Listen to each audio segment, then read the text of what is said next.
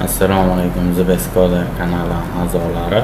Bugun sizlar bilan kompyuterga Zoom programmasini o'rnatib, uni registratsiyani ro'yxatdan o'tishni ko'rib va meeting boshlashni, video konferensiya boshlashni ko'rib o'tamiz. Ana unda tayyor bo'lsangiz boshladik.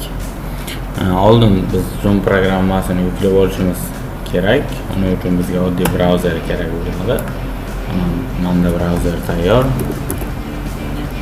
Zoom downloader yoki Скачать deb yozsangiz albatta chiqadi. Mana birinchi o'rinda sayt kelib chiqdi. Sayt mana zoom.us. Saytga kiramiz. Mana saytga kirdik. Xo'sh, hozir bu yerda bizga avtomatik tarzda kompyuterimizning necha bitligiga qarab chiqarib beradi. Menda 64 bitlik versiyasi 5.6.6 ekan hozir. Zoomni yuklab olaman. Ana endi xo'sh, download knopkasini bosishim bilan Zoom приложениесini mana yuklab boshladim. Ana endi buni yuklab olishini kutib turamiz. Videomiz megabaytga ko'payib ketmasligi uchun, vaqt ko'p bo'lib ketmasligi uchun men videoni pauza qilib turaman. Unda programmani yuklab olishini ozgina kutib turamiz.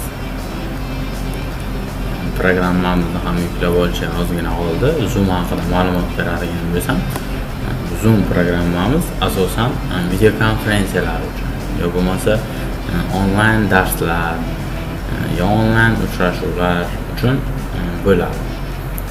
Bunda bemalol konferensiyalar qilsa bo'ladi. Hozir sizlar bilan video konferensiya qanday qilib boshlanadi, qanday qilib uni sozlasa bo'ladi, nastroykalarni to'g'rilab chiqish, akkaunt ochish, keyin akkaunt bo'lganda akkauntimizga kirish, hammasini ko'rib o'tamiz sizlar bilan birma-bir.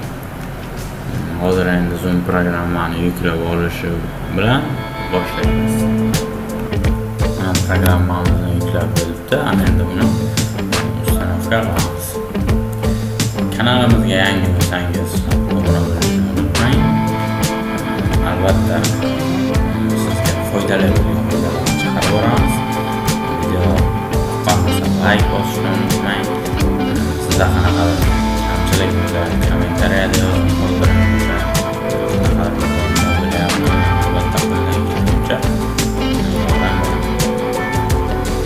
Kommentariyani orqadan keyingi videomiz nima haqida aytib o'tsangiz, qo'ldan kelguncha o'shalarga kerak bo'lgan narsani tushuntirishga harakat qilamiz. Mana Zoom programmamiz ham o'rnatib bo'lindi.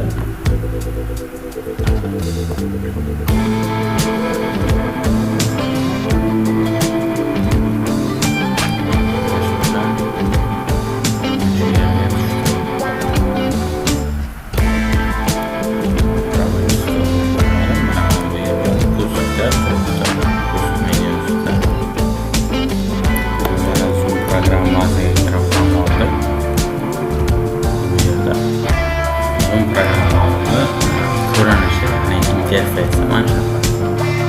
Kompyuterimizda hozir mana bu akkauntni ulab qo'ydi.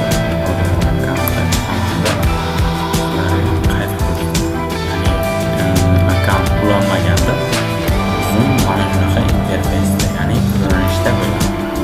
Xo'sh, bu yerdan elektron pochta parolni kirsak ham bo'ladi, ya'ni ro'yxatdan o'tgan bo'lsak sign in bo'limiga pochta va parolimizni yozib kirsak bo'ladi. Hali ro'yxatdan o'tmagan bo'lsak sign up bo'limiga o'tamiz. Mana bu yerdagi, ya'ni sign up ro'yxatdan o'tish. Bu yerda o'zim ro'yxatdan o'tib qo'yganman. Shuning uchun sign in qilib Google akkauntim orqali kiraman.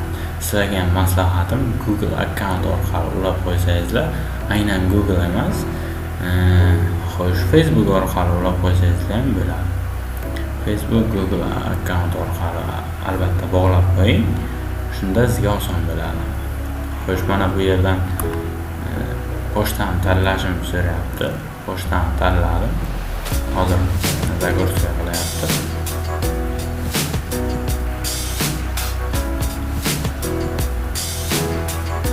Mana endi ulab oldim. Открыть приложение meeting. Приложение ochaman endi. Mana bu yerdan connecting bo'lyapti. Xo'p, mana endi tayyorlandi. Mana bu akkauntni ulab oldim. Zoomni. Xo'sh, Zoom endi konfrensiyaga kirishim uchun join tugmasini bosib turib, Zoom bo'layotgan kishi, ya'ni Zoom qilgan kishini unga ID va parol beriladi. ID berilgani masalan teramiz. Shunaqa tarzda ID bo'ladi. Misol uchun terib bu yerga ismimizni yozib kirsak bo'ladi. Kirgan paytimiz paroli bo'lsa, parolni ham berishadi. Bosib kirsak bo'ladi. O'zimiz Zoom konferensiya qilmoqchi bo'lsak, mana bu yerda new meeting knopkasini bosib konferensiya qilsak bo'ladi. Xo'sh, endi bu настройкаларga kelsak, settings bo'limiga o'tib, buni masalan stikerlarni almashtirish mumkin, yo bo'lmasa video qismini. Xo'p, mana hozir men bunda qo'lim bilan yopib turibman kameram HD, original, mirror shunaqa narsalarni to'g'irlab chiqsak bo'ladi. Keyin mana audio bo'limi bor, mana audio ishlayapti, mikrofon. Ya'ni test qilyapti. Keyin sharoit, ya'ni video, ya'ni meeting paytda video konferensiyada screen, ya'ni rekorder qilib yuklab olishimiz mumkin. Video konferensiyani yuklab bo'ladi. Bu esa background, ya'ni rasmimiz chiqqanda, hozir men yana qo'lim bilan yopib turibman. Bu yerdan o'zimiz uchun orqa fon tayyorlab olsak bo'ladi. Faqat o'zimiz ko'rinamiz, orqa fonimizda mana bu tanlagan rasmlarimiz ko'rinib turadi. Bu yerdan xohlaganingizni tanlab ko'rishingiz mumkin. Bu esa profil. Edit my profile qilib, masalan, profilim nomi bo'lmasa boshqa rasmi shunaqalarni o'zgartirishim mumkin. Mana bu yerga hozir mana saytiga o'tdi.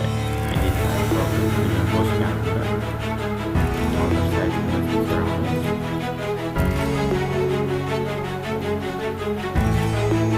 Bu yerdan kirib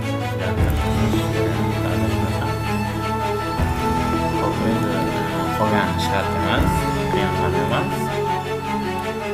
Hammasi mana shunday iborat. Hozir bu yerda hisoblab bo'lyapti, versiyalari, shunaqa narsalar. Mana endi настройка qismidan chiqaman. Zoomni o'ziga o'taman. Zoomimiz mana shunaqa programma, o'zi oddiygina, hech qanaqa qiyinchilik olib kelmaydi.